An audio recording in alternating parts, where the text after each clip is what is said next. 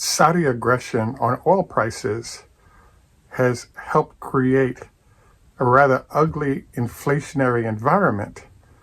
And based on some new news we have, I actually think this could get worse.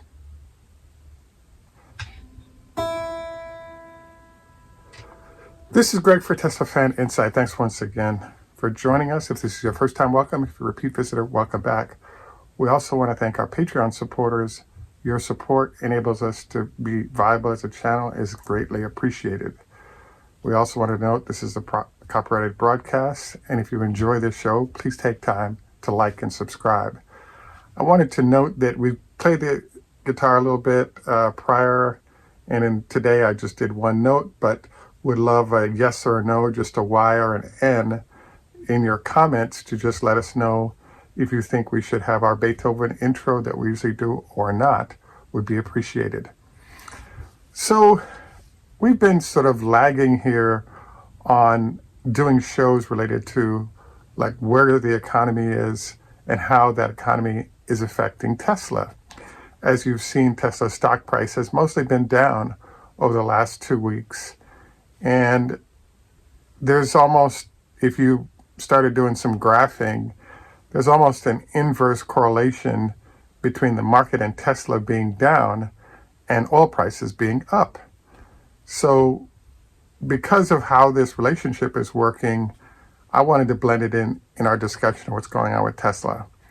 So in general, what we see kind of going on here is the fact that there's something called a market multiple. So what kind of happens in the marketplace is, let's say you're a money manager and all the stocks have been rising. That's a good thing, including your stock. What happens when new money comes in?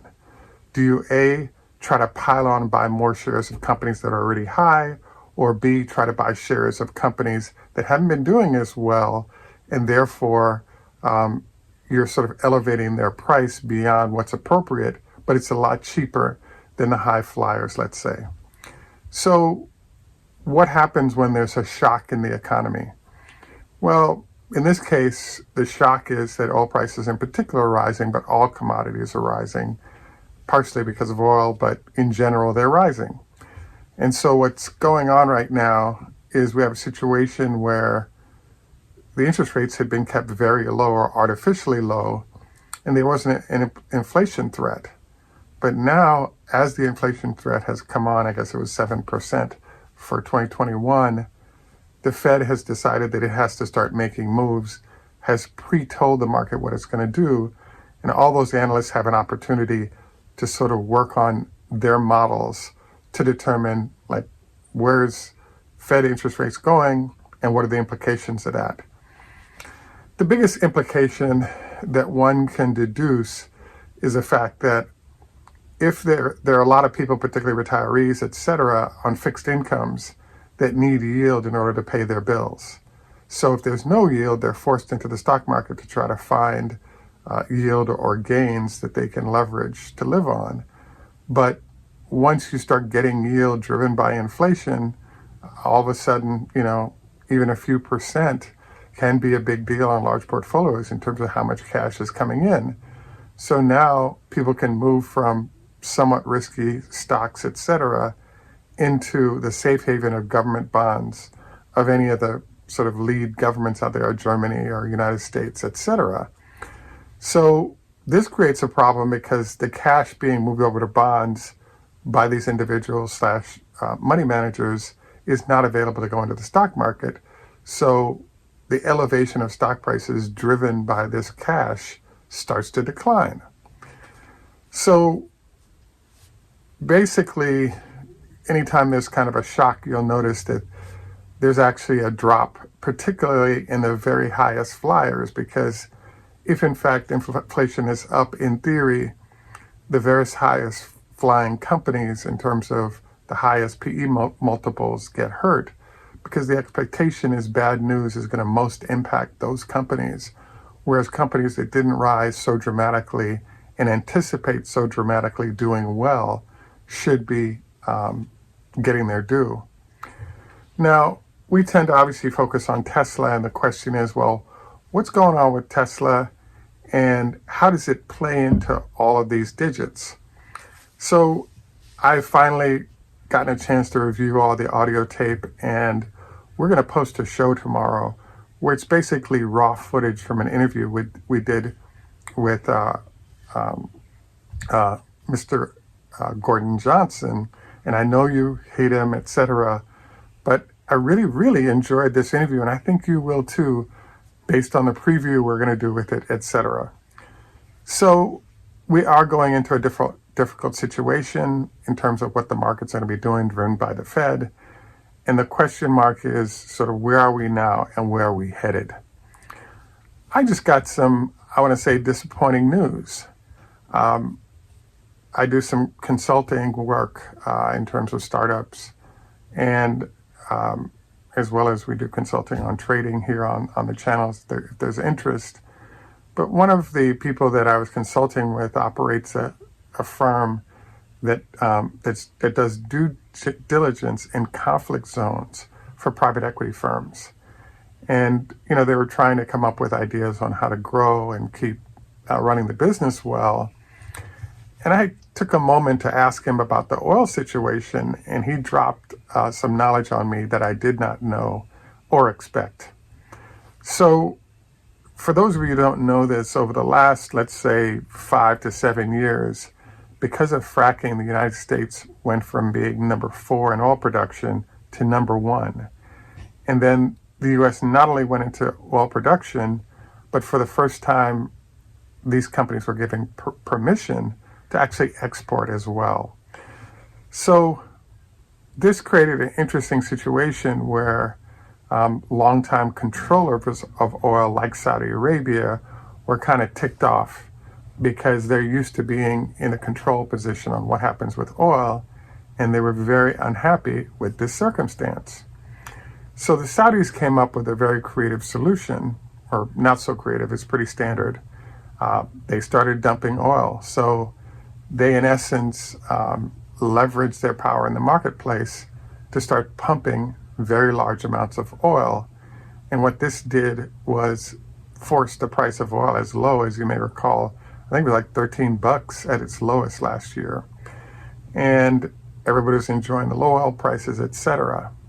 What this actually did was, for those companies that were frackers, their break even is $50 a barrel. So if you run for a decent amount of period, oil prices sub $50, and I think we had about 6 months of it last year, sort of during the Trump presidency, heading into the Biden presidency, was when all this was going on. This is sort of a classic case of actually dumping, and there was no punishment given. They could have actually chosen to put taxes on to keep the oil prices up despite them being artificially low, but chose not to. Obviously, close relationship with the president and the Saudi folks affected this, and you'll recall that the Biden administration actually opened up the strategic reserve to try to lower oil prices. So the big news that I was exposed to is the fact that I was expecting that with oil prices, in the $80 to $90 a barrel currently zone, we would have the fracking community return to business and now be able to make a lot of money and help mitigate what those prices are. Well, it's turned out that this is not working out like that. And the reason is that evidently the duration of the low oil prices, as in sub $50 a barrel, created a situation where literally the infrastructure, not only were firms put in bankruptcy or had to go out, but there's an entire infrastructure of welders, of sand, of water folks, all these different folks that support that industry, their services to that industry were wiped out. So an example that our contact gave us was the fact that, for example, welding is one part of how things work. And it's one thing to say you can't find a welder and therefore get the welding component of what you're doing in fracking done. It's another thing to say that not only did the welding company shut down, you can't find a welder for certain key areas that you'd need welding to be done. You also had the problem of they quit and got out of the business. So even if you wanted to restart quickly, you can't find the manpower or the services power to support the work you need done to get back in fracking. So I was expecting that we'd end up at 80 or 90 bucks a barrel. The frackers start pumping, they're making money, they lower the price, and the economy sort of moderates. What I'm deducing from what we just heard is the fact that, frankly, oil could go 90, 100, 100 plus, and there is no response in the form of new supplies that would help to mitigate the impact of these higher prices. So for me, what this means then is that Tesla's costs are going to be higher. Everybody's cost is going to be higher. Cost of capital will be higher. Cost of financing for your vehicle is going to be higher. So you'll see all these larger numbers increasing. And so now we have a situation where it's, a very bad deal for the economy, a very bad deal for Tesla. So I wanted to bring this up because it's my feeling that we're now in a kind of a dangerous period. I think the economy could swoon dramatically. As you may recall, one of the things that happened when oil prices last time touched and went above 100 is oil and gas prices get that high and people stop discretionary income, no going to restaurants, etc., because oil prices are sucking up all that cash. Will it end and mitigate? From a bunch of the stuff we've put in, including video we've shown you from the new Saudi ruler, he is really on a mission to grab huge amounts of power and leverage that to optimize the interests of himself and the Saudi kingdom. So as a result, I really think that we could end up with an even messier economy. So now I digress to go back to the Tesla situation, because there are ways we're going to see this create other problems for how Tesla is doing. The issue right now is that there's a huge back order of cars, companies doing well, most of the consumers being sold to tend to be pretty well heeled, and their costs of moving around is actually being lowered by what they're doing when it comes to the automobiles that they're purchasing. And then you have things like in Europe and China, large government incentives that include punitive incentives, that if you're not buying an EV, you're in deep trouble, as in you can't buy anything else. So I wanted to bring all of this up to you because the issue that's popping up right now is, yes, I believe that Tesla's doing great. All this is non-impactful, but because Elon has chosen to be fairly close-lipped in terms of the good news that's occurring, we're ending up in this sort of bad situation where a bad economy that doesn't affect Tesla is affecting the stock price. And I will say again, I think that the multiple people are willing to embrace is usually consistent with the growth rate of the company. And without regular blocks of information or substantive information provided when they do provide information to validate where the company is and where it's going, we're stuck in this unknown zone, and the market hates unknown. If you give very little information, and when you do give information, it's spotty, you start to have people make the suggestion of what's the worst case scenario? So that said, something very interesting popped up during our Gordon Johnson interview, and again, we'll have it up tomorrow. There's a little bit of noise from the camera at the back end there, but still worth everything he says is gold. And the best comment that I heard from Gordon Johnson that reflects on where Tesla stock price is that according to him, the numbers will be low coming out of Austin and Germany for the new plants. And his forecast is that Tesla is going to do about 1,400 vehicles in 2022.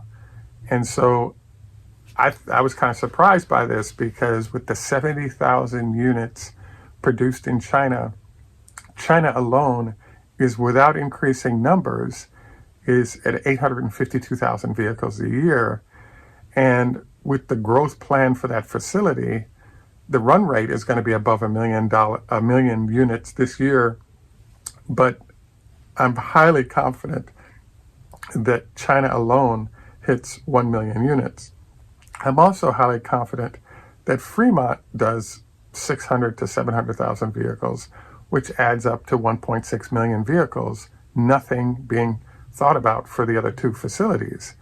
And if those other two facilities, I think break even is at least 5,000 vehicles a week, if not 10,000.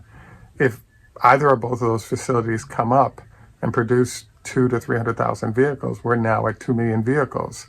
If they actually ramp to what they can do, minimum 500,000 vehicles a year for both facilities, Tesla could do 1.6 between current plants and another million vehicles from the other two facilities combining at half speed to deliver those numbers. And then throw in a few Cybertrucks, or limited Cybertrucks, but more semis this year. And you see where I'm going with this. We're in that 2.5 to 3 million vehicles for the year. So Mr. Johnson, his conclusion was 1.4 for the year was his target. And when we're doing 1.4, that's not the doubling year over year that's necessary to maintain Tesla's current stock price, hence his low valuation. The question that pops up is, what if the number for Tesla actually rises up to, let's say, 2.5 million, 2.8 million, 3 million vehicles? That would be amazing. And I think where we're going with this. At any rate, I'm looking forward to what the answer to this. We'll get part of that answer on the 26th when earnings come out. But I don't think you have to worry about that answer once we actually get production going in those two facilities. And it seems like the comment is it's imminent on a regular basis, and we'll update you on that. So my view of things is until the new facility opens, we're going to get solid numbers from earnings, but it's going to have a limited push up because what everybody's waiting for is significant numbers of growth vehicles coming out of the new facilities. And without this, I think we're kind of stuck. So I look forward to your comments on this. I do expect Tesla stock price to stay in that limited zone for the next week until we get into earnings, and then we have a nice pop, not huge, but we end up languishing, starving for news in the process. So I look forward to your guys' input on this. Next item, we do have some SpaceX shares if there's interest. Also, I wanted to make our health tip today. We have kind of a friend of the show we're going to be bringing on regarding the fact that there's some new research out about the impact of Viagra, definitely for men, but on a limited basis, they've been trialing for women, where Alzheimer's is sort of stopped in its track by the use of Viagra. So if your family is at all affected by that health issue potentially, I wanted to encourage you to read up on this, because some pretty exciting developments to have something that can work against this disease that debilitates so many people. So so we look forward to your comments on this. We also have a bunch of extra health tips below. If you'd like to, also if you're a health professional, would like to recommend things that folks to try out, I want to invite you to share that in our comments. Don't forget the guitar playing, commentary would be greatly appreciated. And I also wanted to mention that I'm taking 80 milligrams of child aspirin on a daily basis based on the recommendation of a cardiologist. Another thing to maybe talk with your doctor about. At any rate, this is Greg for Teslafaninsight. Thanks for joining us. Tschüss, German, au revoir, French, Lehit, Rohot, Hebrew, Choda, Hafez, Farsi, Drazice, Russian, that's hello, not das Vedanya, goodbye. Asante, Swahili, Namaste, Hindi, Konbanwa, Japanese, let's see, Arrivederci, Italian, Hey Do, Swedish, and in Jamaica we say enough respect, walk good man. Thanks for joining us. Have a good day and bye for now.